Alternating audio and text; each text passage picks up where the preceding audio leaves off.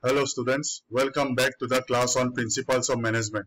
My name is Rishi Chakravarti. I am Assistant Professor in the Department of Management at Assam Downtown University.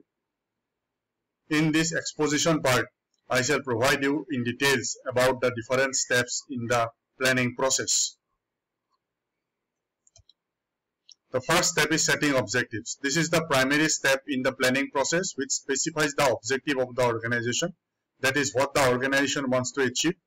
The objectives are very important for understanding the vision of the organization, and these objectives are set for the organization as a whole for all departments, and then the departments set their own objectives within the framework of the organizational objectives.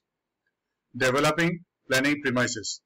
Planning is essentially focused on the future, and then there are certain events which are expected to affect the policy formulation in the future. Such events are external in nature and affect the planning adversely if ignored. Their understanding and fair assessment are necessary for achieving the planning process.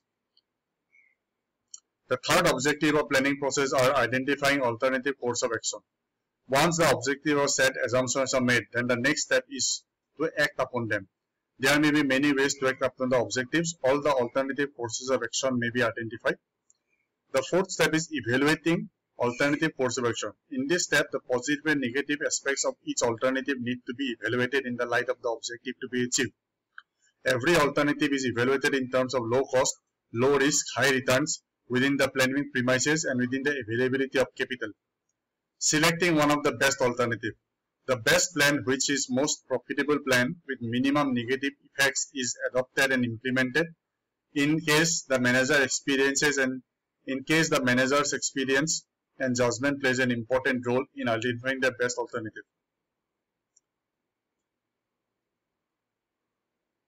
Then is the next step is implementing the plan. This is the step where the managerial functions are to be implemented actually in the picture. The step is concerned with doing what is required. In this step, managers communicate the plan to the employees clearly to convert the plans into action. Follow-up action is the next step in the planning process. Monitoring the plan constantly and take feedback at regular intervals is called follow-up. Monitoring the plans is very important to ensure that plans are being implemented according to the schedule. Regular checks and comparisons are necessary as it will set standards to ensure the objectives are achieved. Thank you very much.